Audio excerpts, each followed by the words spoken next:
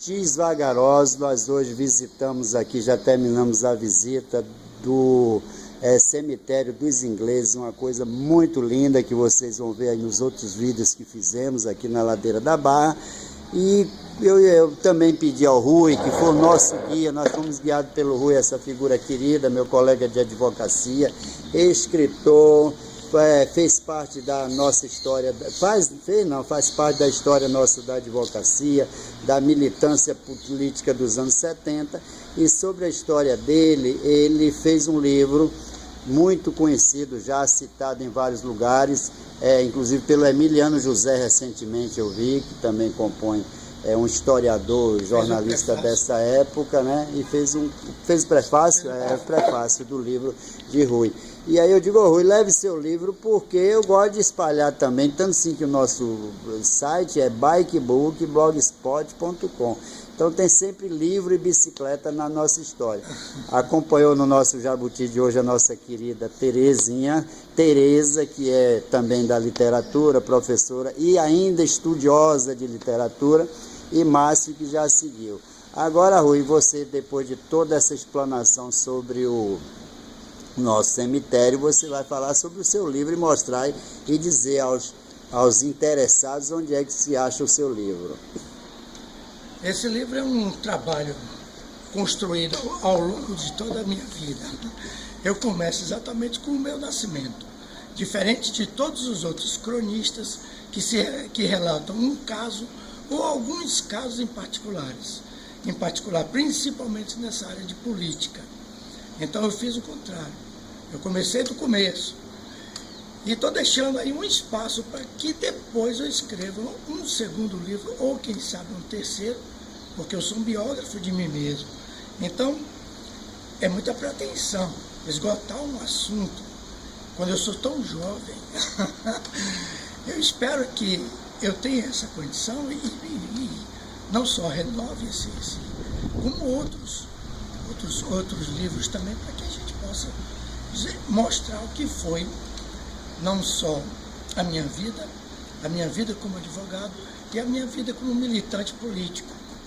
Nessa militância eu estive preso, fui condenado a 2 anos de prisão. Essa prisão foi mantida pelos tribunais superiores e eu dei muita sorte de sair, porque era uma época conturbada, realmente em plena era Médici, e estou vivo para contar a história. Então isso para mim já é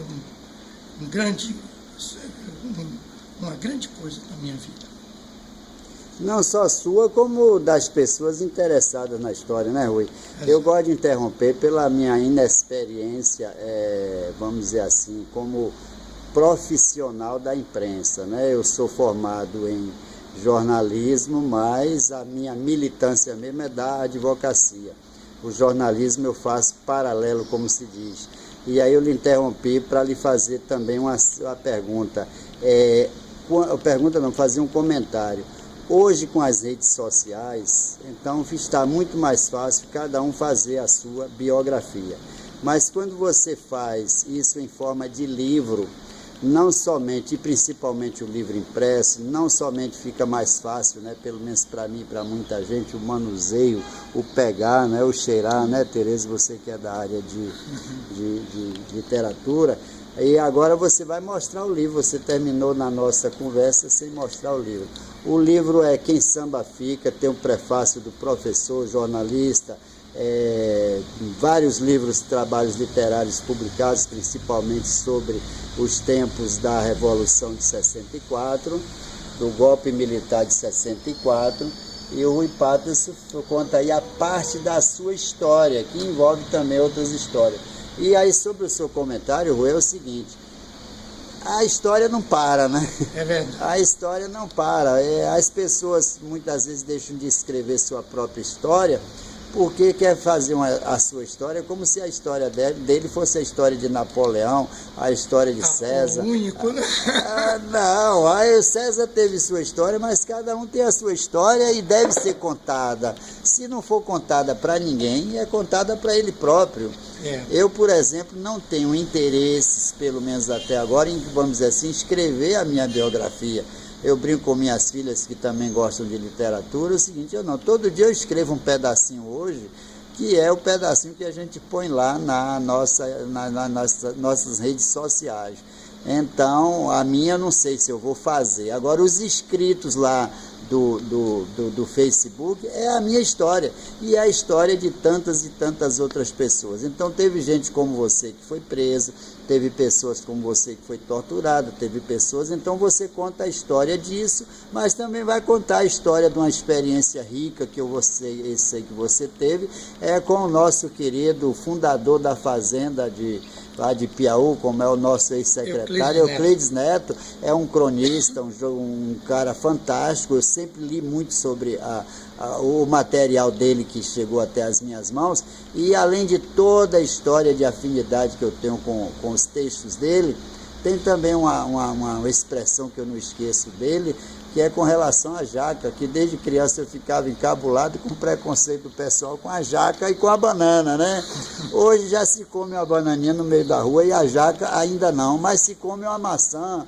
Então ele disse a jaca, e eu dizia isso para toda a minha infância, a jaca é a melhor fruta do mundo, e tem um texto lá que ele faz uma exaltação à jaca e conclui dizendo, parece que ele diz, se ele não disse, eu estou dizendo. Quando a jaca for do preço do bacalhau, aí todo mundo vai comer jaca no meio da rua. Enfim, o Euclides Neto é uma figura fantástica, fui a várias palestras dele. Você podia contar um pouquinho dessa história aí dele? Não sei se está no livro, eu lhe falei que eu tenho o livro, mas não li ainda. Vou ler e comentar, não li todo. Mas me fale essa experiência sua lá com o Euclides Neto, porque eu sei que ela é muito rica. É impossível fazer um livro com certeza, sem falar de Euclides Neto. Eu tive uma convivência com ele pródiga e muito rica por causa do fato de ter trabalhado no Banco do Brasil em Piauí durante um bom período e depois convivido politicamente com ele. E toda essa nossa vivência foi muito proveitosa, porque não só eu participei com a Fazenda do Povo, participei com a construção de residências populares em Piauí, que naquela época trazia muito desassossego para as elites locais, mas também pelos projetos que Euclides ainda assim insistiu em cuidar, que era, por exemplo, o projeto de fundo de pasto, aproveitar os seus antigos empregados para, ao invés de serem despejados ao final de toda uma vida de trabalho, serem aproveitados para constituírem-se ali num pedacinho de terra, no fundo do pasto, e ali refazerem as suas vidas, diferente do que é feito hoje, que a pessoa simplesmente, ao aposentar-se, ou por qualquer outro motivo, sair do seu emprego, do seu trabalho, é despedido e não tem mais o que fazer, não tem onde morar, não tem de que sobreviver. Então essas histórias, eu não só conto parte delas neste livro, como também participei recentemente de um documentário sobre Euclides, onde explicito todos esses conceitos de uma forma muito mais vívida, porque é mais elaborada, não bem elaborada quanto eu gostaria, mas muito mais elaborada sobre a vida de Euclides. Nós vamos ter a oportunidade de, em pouquíssimo tempo, ter esse documentário nos cinemas e todos vamos ter o prazer de rever. Já está sendo feito? Já está sendo. Então tem a ver com o telefonema que você recebeu agora de Eduardo Sarno. É verdade. Eu estava conversando aqui o papo com o Rui, o Eduardo Sarno é um cineasta baiano muito conhecido, e ele foi atender o telefone e eu estou ouvindo assim, né? Tipo, quem está ouvindo o Fuxico, tá Rui, olha, Eduardo, não sei o que, blá blá e tal. Eu digo, rapaz, mande um abraço aí para o Eduardo Sarno, mas na verdade o Eduardo Sarno eu só estive com ele uma vez, ele não me conhece. Eu me dou muito com o irmão dele, né? O dono da Graúna, né? É irmão, né? O Sarno da livraria Graúna do Cerro. Agora é Sarno também, só é Sarno, é Sarno. Esse é meu amigo, desde muitos anos que tinha um sebo ali no coisa. É irmão dele, se eu não me engano. Enfim, e me encontrava às vezes com ele em Guarajuba. Aí eu mandei um abraço pensando que estava mandando para o irmão. Mas aqui eu aproveito, né, a amizade Rui para lhe mandar, o Eduardo Sá, um abraço e dizer que eu vou ficar muito atento a esse livro, porque não só eu conheci, claro, conheço o Rui, como também o Eduardo Sá, o Euclides, assisti muitas palestras, e também porque ele tinha projetos também ligados à seca, que ele dava sugestões fantásticas, e uma coisa que parece um grande absurdo, uma palestra dele que eu assisti, ele dizendo por que não botar uma cabaça em cada planta, que é uma coisa que hoje está se fazendo aí, né? Parece uma coisa absurda, né? É verdade. Então a cabaça, que na época, hoje nem tão fácil, se achava fácil no mato, então não tinha custo quase nenhum, né? Mas nós temos um governo aqui, eu vou dar uma opinião, e um sistema complicado, que é, se alguém dá uma ideia de fazer a reforma agrária com uma cabaça em cada pé de planta, ele vai pensar o seguinte: a cabaça é ótima, mas eu vou querer vender cimento. Aí faz aqueles projetões para encher de cimento o pé da planta, enfim. Mas está aí a sugestão para o pessoal da roça que nos ouvir: se cada um de vocês colocar uma cabaça debaixo de uma árvore, com certeza nós não vamos ter problema de água nesse sertão nosso. Aproveitando, eu diria que outro grande projeto incompleto de Euclides foi o de revitalizar as barrancas do Rio São Francisco. Não só isso, como também o interior da Bahia, que terá que ser reflorestado, e isso já foi feito em algumas pequenas cidades do sul da Bahia. Toda essa marca dessa luta nós devemos a Euclides. Eu posso dizer que não só eu defendo essa proposta, como também trabalho eficazmente em torno desse projeto, de que as cidades e suas populações comecem a fazer replantio de árvores nas barrancas do Rio São Francisco. Senão, nosso Rio São Francisco com certeza vai morrer, claro. Pouquíssimo. Os grandes rios nossos hoje, grandes não de tamanho, né, mas muito conhecido, como, por exemplo, Vale do Jiquiriçá, hoje que eu conheço muito bem, é um esgoto, né? É um esgoto. Exatamente. Eu estive em Barreiras, rios enormes como o Rio dos Cachorros, que eu conheci. Hoje é uma estrada. Hoje é uma estrada. É verdade. Tetê, me diz alguma coisa aí sobre o passeio, sobre a visita.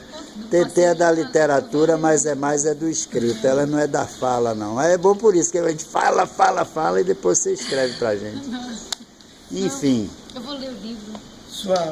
Sua manifestação sobre o livro será muito interessante, eu adoraria. Vou ler. Não é um livro... É fácil de ler e agradável de ler. Mas eu diria que é muito pessoal, né? Uma autobiografia tem que ser uma coisa muito pessoal. Mas, de qualquer modo, tem coisas que você se sente no meio de toda aquela convulsão que era o país durante as décadas de 60 e 70. E quem lê sabe que tudo se junta, né, patrão? Nós já falamos aqui de jaca, de cinema, de banana. Cada olhar esclarece de uma maneira diferente. Não né? entendo. É uma outra leitura do entorno. Exato. Luizão, muito obrigado, feliz por tudo, inclusive por você ter trazido o livro para mostrar ao pessoal, porque a gente é da literatura. Aqui a nossa querida, também professora de literatura que viria hoje, a Adriana Luiz, não veio, mas olha, Adriana, vou levar o seu, viu? Você vai ganhar um de presente aqui, é o Jabuti que você não veio. Ó, pessoal que fica com ciúme aí, porque às vezes eu dou para uma pessoa, não dou para outra, mas eu tenho muito livro para doar, viu?